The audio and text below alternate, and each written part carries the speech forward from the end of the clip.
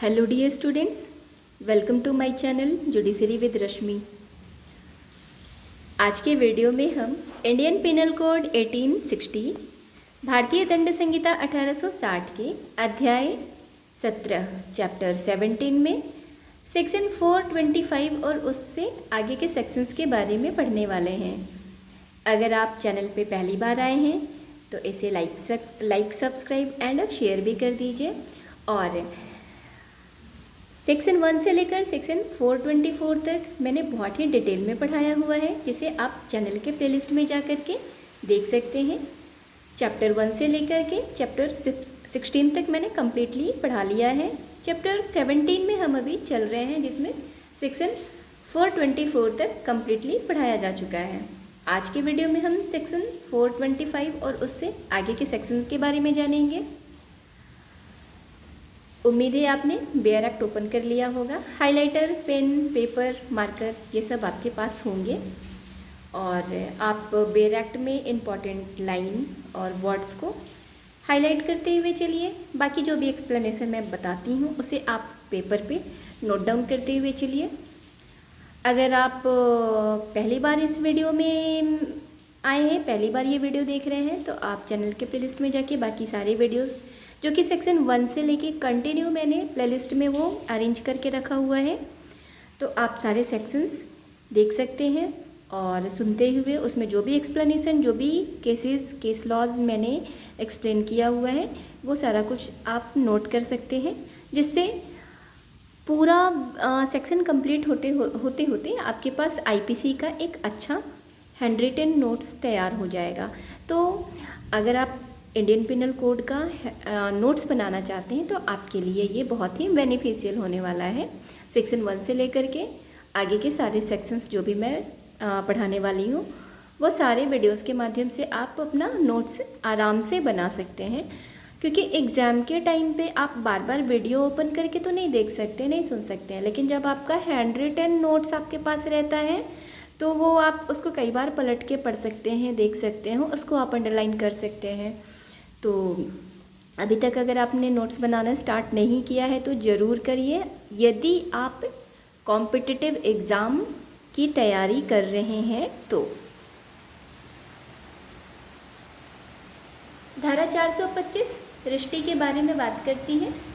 जो कोई इस आशय से या यह संभाव्य जानते हुए कि वह लोभ को या किसी व्यक्ति को सदोष हानि या नुकसान कारित करे, किसी संपत्ति का नाश या किसी संपत्ति में या उसकी स्थिति में ऐसी तब्दीली कारित करता है जिससे उसका मूल्य या उपयोगिता नष्ट या कम हो जाती है या उस पर क्षतिकारक प्रभाव पड़ता है, वह रिष्टि करता है, ऐसा माना जाता है।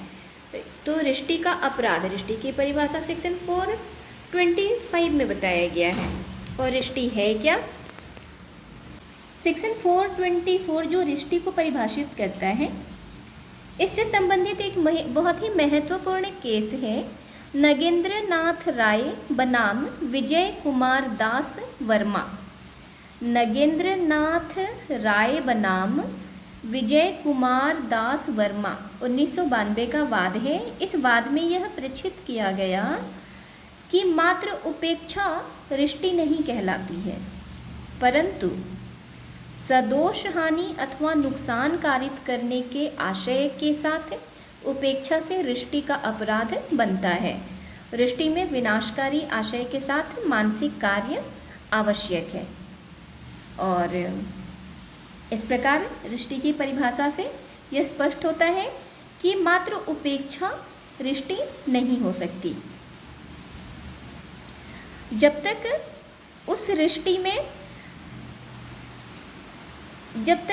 उस उपेक्षा में सदोष हानि या नुकसान कारित करने का आशय शामिल न हो। यदि कोई साधारण तौर पे किसी की उपेक्षा कर रहा है तो उसे रिष्टि नहीं माना जाएगा, लेकिन उपेक्षा जानबूझकर इस आशय से कर रहा है जिसमें उसकी सदोष हानि अथवा नुकसान कारित करने की संभावना है, तो ऐसी उपेक्षा रिष्टि का अपराध माना जाएगा। स्पष्टीकरण 1 बताती है, रिष्टि के अपराध के लिए यह आवश्यक नहीं है कि अपराधी क्षतिग्रस्त या नष्ट संपत्ति के स्वामी को हानि या नुकसान कारित करने का आशय रखे। यह पर्याप्त है कि उसका आशय है या वह यह संभाव्य जानता है कि वह किसी संपत्ति को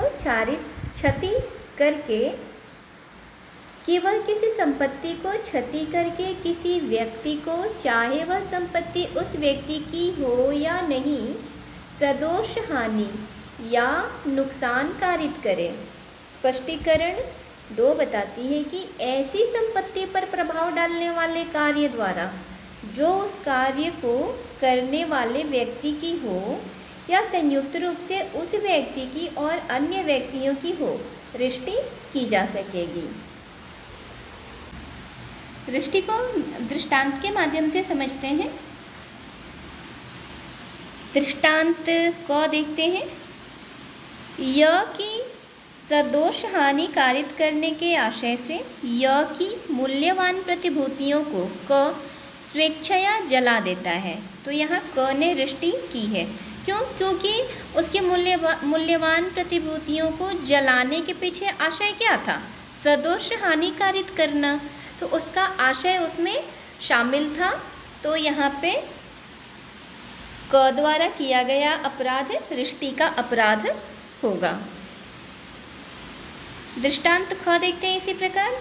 य की सदोष हानि करने के आशय से उसके बर्फ घर में क पानी छोड़ देता है और इस प्रकार बर्फ को गला देता है। तो यहाँ पे क ने रिष्टि की है।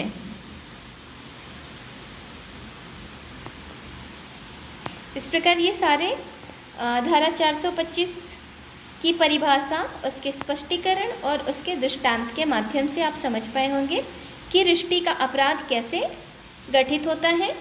और स्पष्टीकरण, परिभाषा और दृष्टांत के माध्यम से रिष्टि के बारे में जो कुछ भी जान पाए उसका आवश्यक तत्व जान लेते हैं कि अभियुक्त ने कारित किया किसी संपत्ति का विध्वंस या ऐसी संपत्ति में या इसके स्थिति में एक परिवर्तन,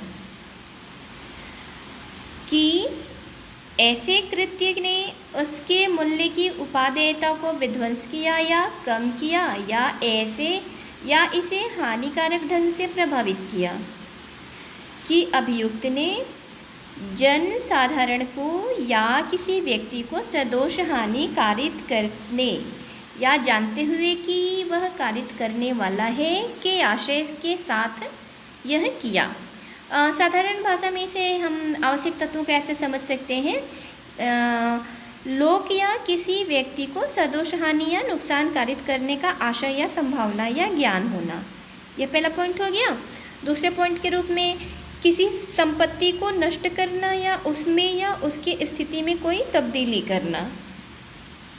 और तीसरा पॉइंट हो जाएगा ऐसी तब्दीली के फलस्वरूप संपत्ति नष्ट हो जाए या उसका मूल्य या उपयोगिता कम हो जाए या उस पर एक क्षतिकारक प्रभाव पड़े। इस प्रकार रिष्टि को आपने समझा टिप्पणियों के माध्यम से।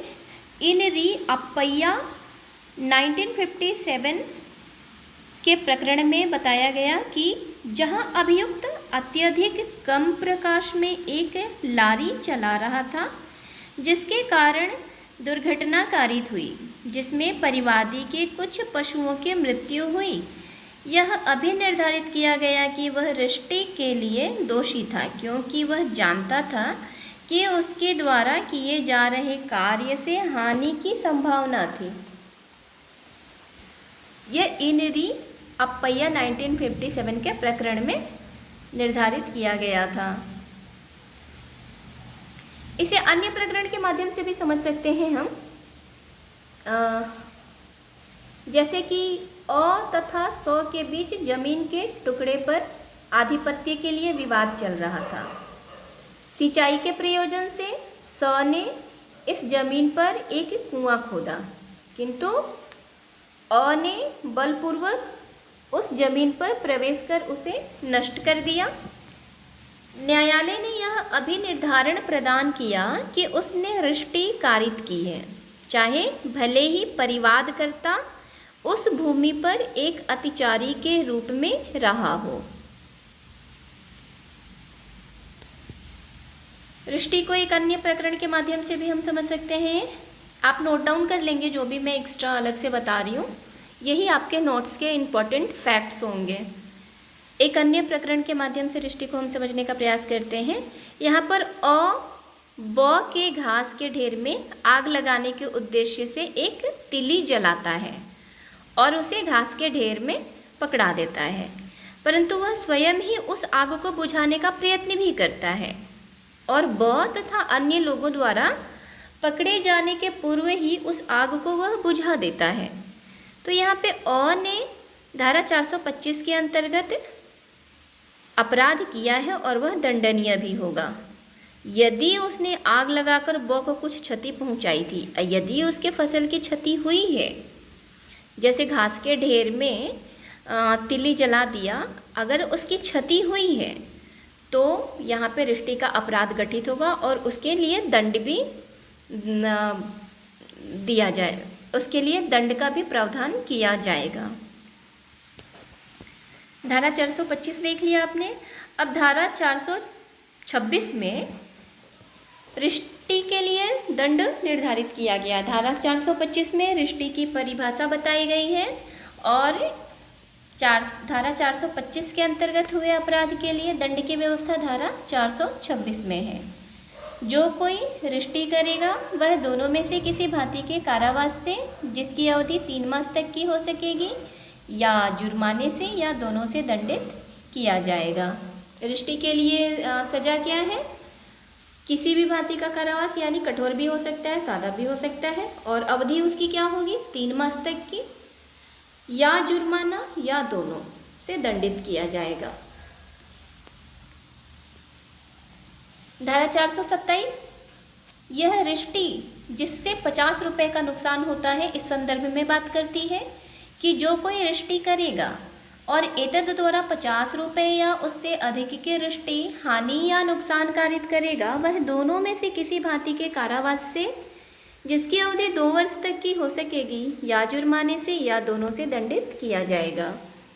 धारा 428 यह 10 रुपये के मूल्य के जीव जंतु का वध करने या उसे विकलांग करने द्वारा रिष्टि के अपराध के बारे में बात करती है और उसके दंड का प्रावधान बताती है कि जो कोई 10 रुपये या उससे अधिक के मूल्य के किसी जीव जंतु या जीव जंतुओं का वध करने, विष देने, विकलांग करने या निरुपयोगी बनाने द्वारा रिष्टि करेगा, वह दोनों में से किसी भांति के कारावास से, जिसकी अवधि 2 वर्ष तक की हो सकेगी, या जुर्माने से या दोनों से दंडित किया जाएगा।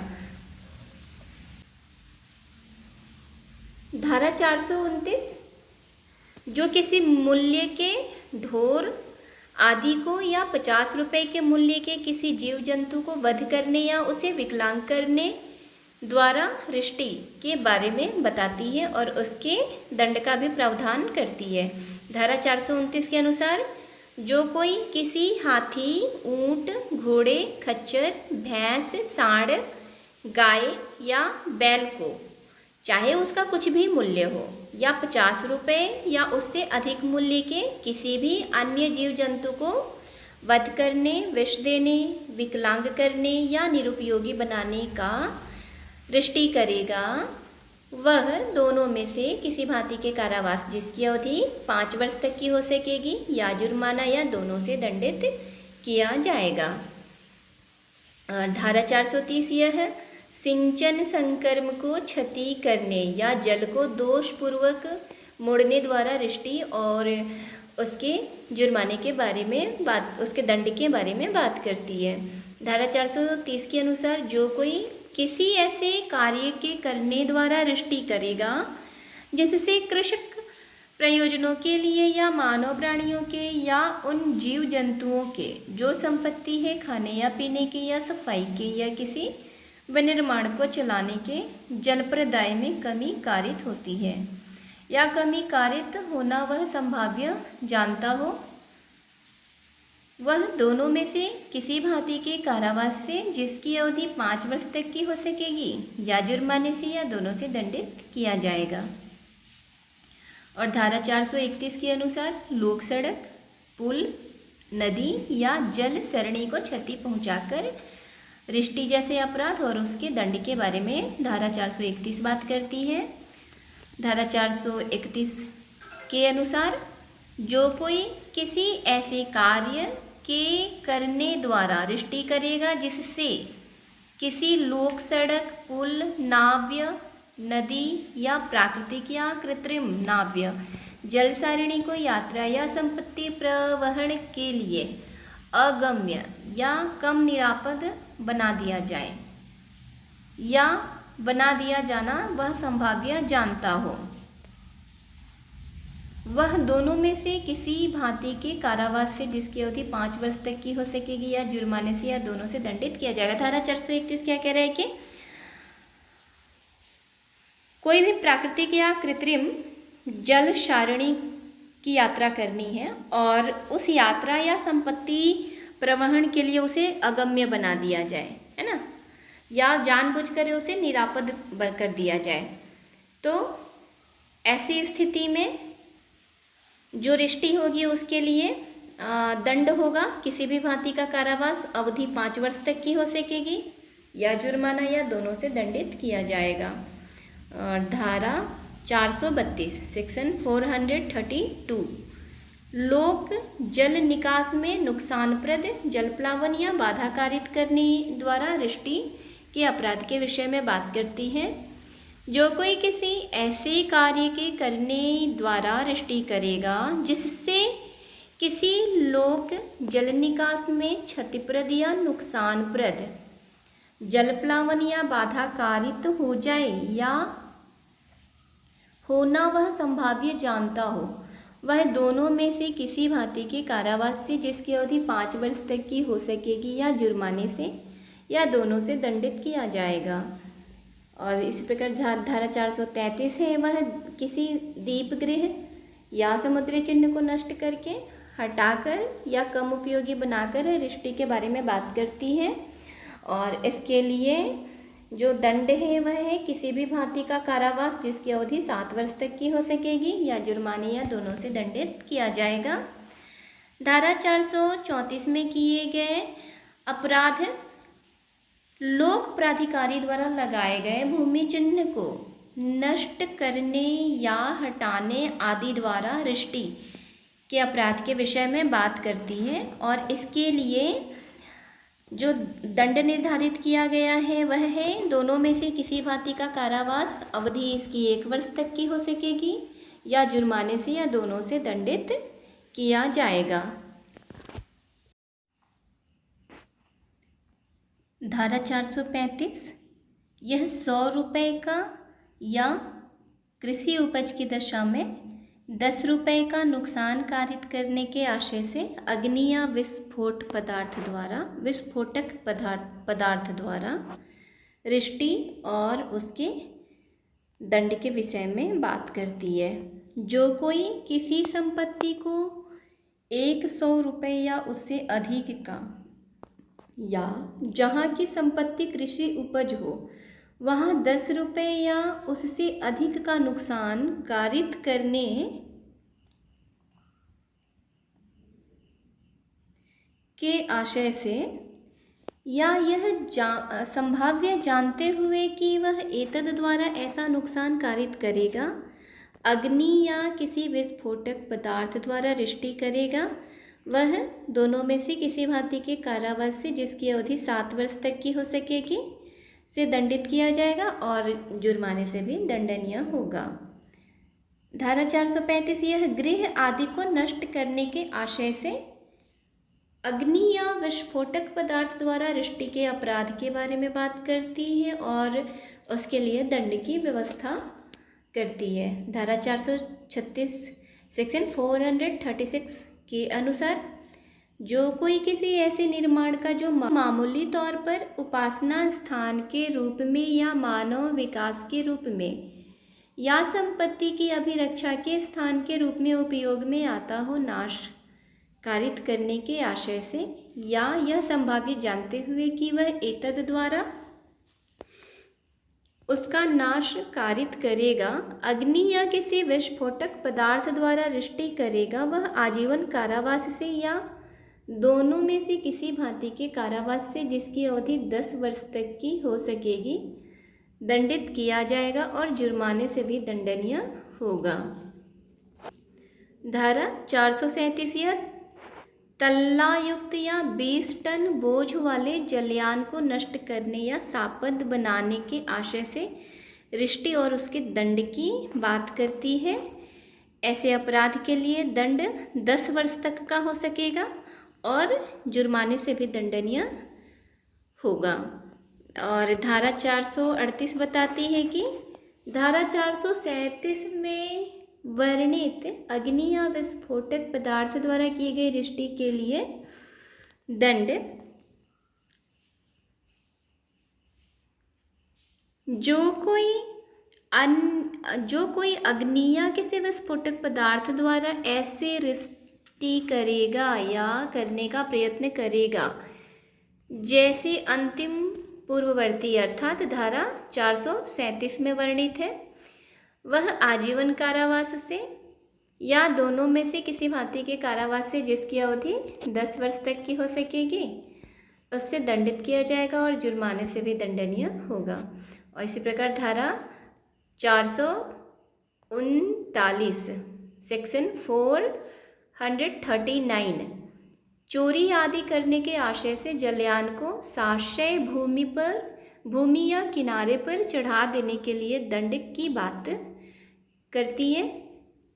सेक्शन 439 के अनुसार जो कोई किसी जलयान को यह आशय रखते हुए कि वह उसमें अंतर्विष्ट किसी संपत्ति की चोरी करे या बेईमानी से ऐसे किसी संपत्ति का दुर्विनियोग करे या इस आशय से कि ऐसी चोरी या संपत्ति का दुर्विनियोग किया जाए, साशय भूमि पर चढ़ा देगा या किनारे से लगा देगा, वह दोनों में से किसी भांति के कारावास से, जिसकी अवधि 10 वर्ष तक की हो सकेगी, दंडित किया जाएगा और जुर्माने से भी दंडनीय होगा।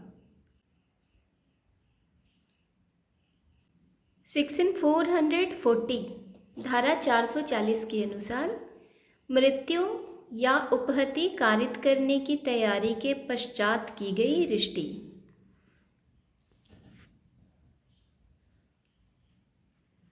जो कोई किसी व्यक्ति को मृत्यु या उसे उपहति या उसका सदोष अवरोध कारित करने के अथवा मृत्यु का या उपहति का या सदोष अवरोध का भय कारित करने की तैयारी करके रिष्टि करेगा, वह दोनों में से किसी भांति के कारावास से, जिसकी अवधि 5 वर्ष तक की हो सकेगी, दंडित किया जाएगा और जुर्माने से भी दंडनीय होगा। तो इस प्रकार आज के वीडियो में हमने धारा 440 तक बहुत ही डिटेल में समझा। अगले वीडियो में हम आपराधिक अतिचार के विषय में बात करेंगे, तो जो धारा 441 सेक्शन 441 और उससे आगे की धाराओं के बारे में वर्णित है। वीडियो यहाँ तक देखने के लिए धन्यवाद। साथ ही साथ लाइक, सब्सक्राइब एंड शेयर करने के लिए भी थैंक यू।